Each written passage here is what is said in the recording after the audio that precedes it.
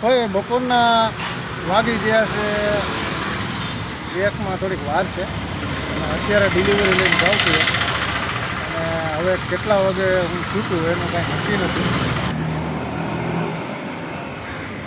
તો વાગી ગયો છે અને હવે ડિલિવરી નાખી અને જમવાનો ટાઈમ થઈ જાય. પણ જમવા હું લગભગ 1:30 વાગે જઈશ, કારણ કે મને આજે ડિલિવરી 12:30 મળી છે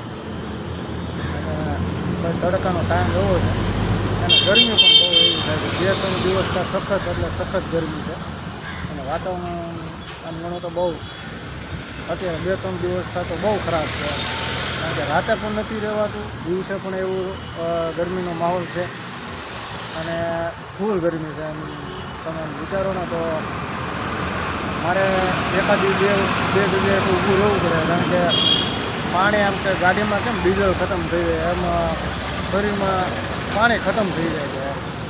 એટલે ભાઈ આવું છે. ભાઈ ઘરે પહોંચી ગયો છું અને અત્યારે વાગ્યા છે 1:30. તમને બતાવું મારી ઘડિયાળમાં જો.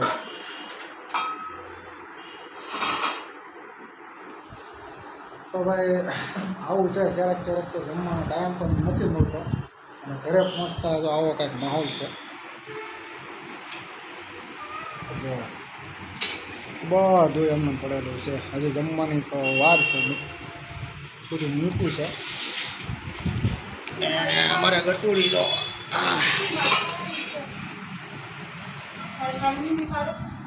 તો ભાઈ આવું છે, ઉનાળાનો ટાઈમ છે એટલે નોકરી તો એવી છે પણ કરવું પડે.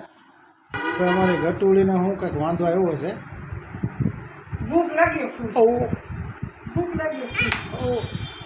નખરા મળી જ કરવા. ભાઈ કોમેન્ટ કરીને મને જરાક કહેજો કે નોકરી કરાય કે પછી ઘરનો ધંધો કરાય. મને જરાક કોમેન્ટ કરી અને કહેજો.